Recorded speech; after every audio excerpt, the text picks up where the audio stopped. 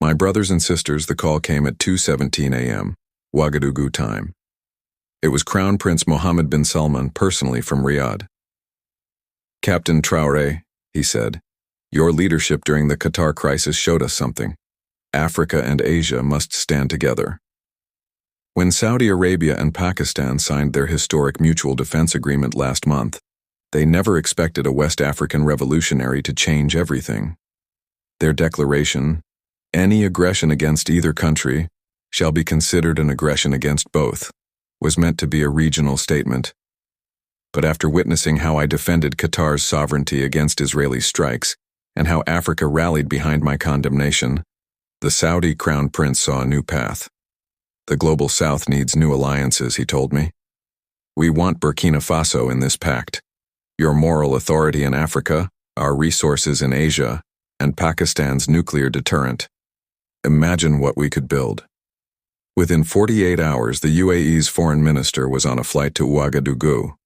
Qatar's emir called me personally. Bahrain's king sent emergency diplomatic pouches. The Pakistan-Saudi Defense Pact was just the beginning. They wanted something bigger.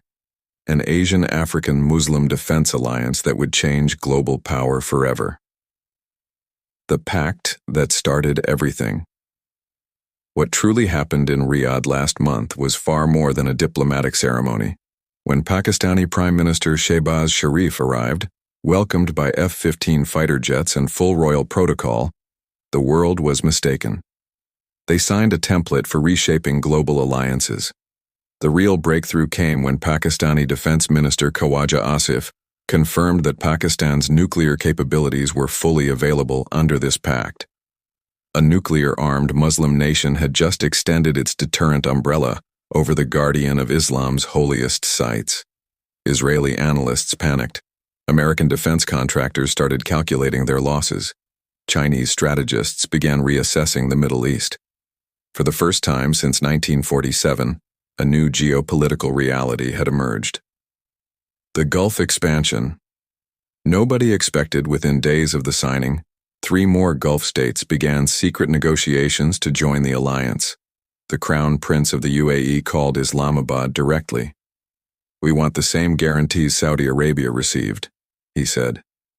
"The UAE's economy combined with Pakistan's deterrent. This protects us all." The Emir of Qatar, still recovering from Israeli strikes on Doha, saw the strategic necessity immediately. My defense of Qatar had brought African support. Now they wanted Pakistani nuclear protection and Saudi resources. Even Bahrain, despite hosting the U.S. Fifth Fleet, quietly began discussions. A senior Bahraini official told me during our secret talks, "The traditional security architecture is failing. We need partners who will actually defend our sovereignty." The African connection that changed everything. But here's what no one anticipated, my brothers and sisters. After my condemnation of the Israeli strike on Qatar brought 15 African nations together, the Gulf states realized something critical. Africa's moral authority combined with Asia's resources creates unstoppable diplomatic power. Crown Prince Mohammed bin Salman studied how my single phone call triggered continental responses, how African ambassadors' recalls from Tel Aviv created more pressure than years of Western diplomacy. He told me, "Your Qatar response showed us the future. When Africa and Asia unite, empires listen." The invitation to join was not symbolic. Saudi Arabia offered concrete commitments. $2 billion in development funds for Burkina Faso, military training and intelligence sharing. If anyone targets Burkina Faso, they will face Saudi resources and Pakistani deterrence, the Crown Prince promised. The secret negotiations in Ouagadougou.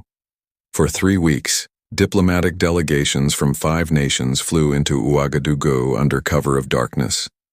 The Pakistani ISI Director General, the Saudi Defid, the Saudi Defense Minister, the UAE Intelligence Chief, the Qatari military attaché, all came to discuss a single question. Could Burkina Faso become the African anchor of a new global alliance? The vision was vast.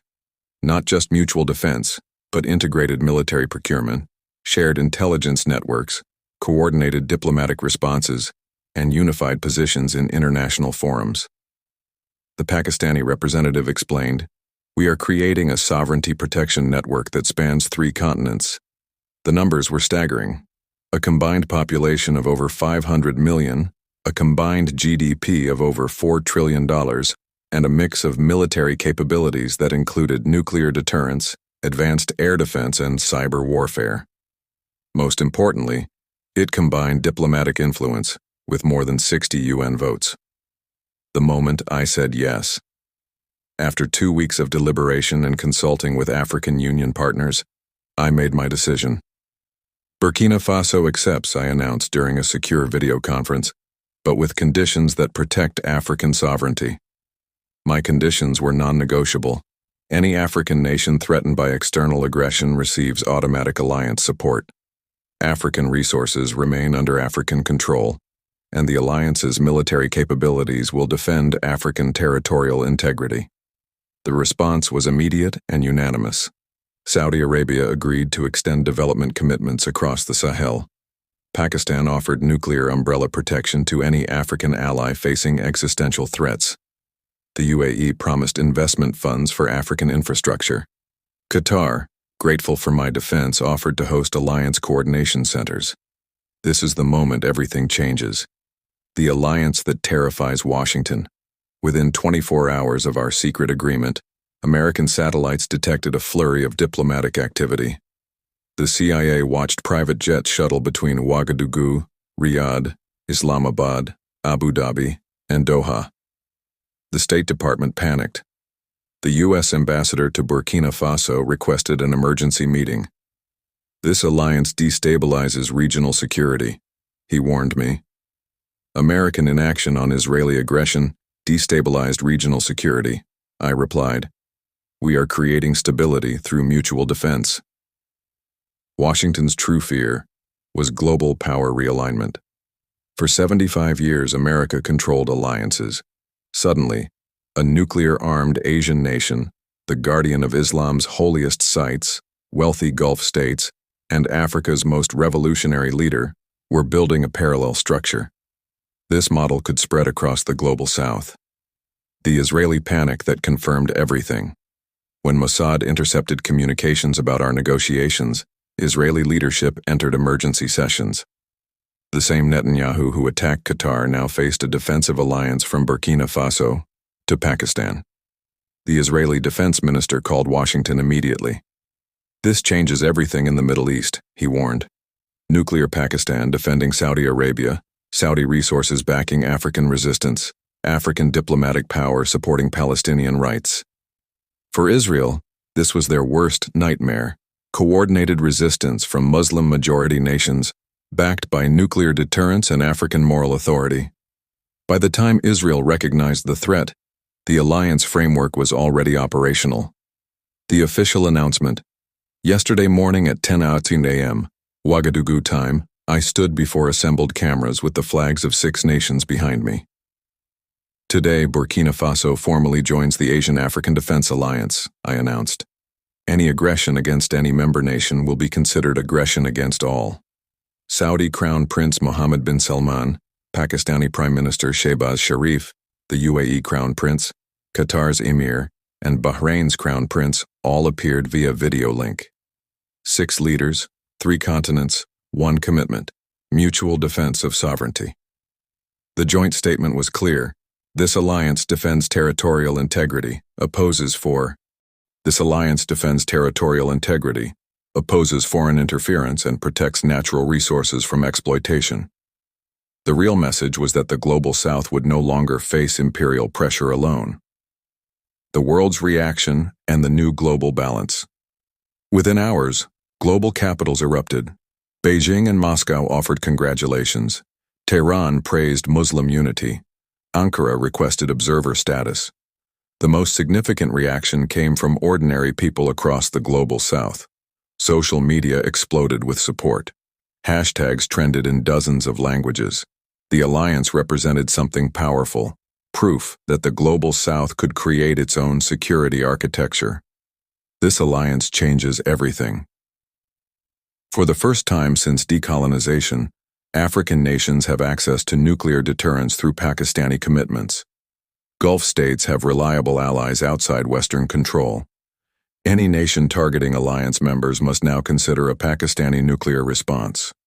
Any power exploiting African resources faces Saudi economic retaliation. Any attempt to pressure Gulf states encounters African diplomatic resistance. We have created mutual strength. Pakistan's nuclear capabilities protect African territorial integrity, and African diplomatic influence defends Asian sovereignty. What comes next for our alliance? Close your eyes and imagine our future, my brothers and sisters. Joint military exercises from the Sahara to the Himalayas. Coordinated diplomatic responses in every international forum. Shared development projects connecting African minerals to Asian technology with Gulf investment. Pakistan's nuclear umbrella protecting African independence movements. This is just the beginning. Indonesia, Malaysia, Bangladesh, and Nigeria have all expressed interest. Turkey and Iran have requested cooperation frameworks. Egypt has asked about North African inclusion. The alliance could grow to include 2 billion people, span 4 continents, control the majority of global energy supplies, and fundamentally reshape international relations. The message we send to all powers today, our alliance sends a clear message to every global power. The age of Western-controlled alliance systems is ending. The Global South will create its own security architecture based on mutual respect, shared sovereignty, and collective defense. To America, your hegemony ends when the Global South stands together. Your threats are empty when nuclear deterrence protects African independence. To Europe, your colonial mindset finds no space in our alliance. African resources belong to African people, defended by Asian power. To Israel, your aggression against any member nation will trigger a collective response. Palestine has defenders across 3 continents. To China and Russia, we welcome cooperation but will maintain our independence. Our alliance serves the interests of the Global South, not any single power's agenda. We are the generation that refused to choose between competing hegemonies. Instead, we built our own power. The world is changing, my brothers and sisters. The Global South is rising, and our alliance leads that rise toward a more just, more equal, more sovereign future for all our peoples.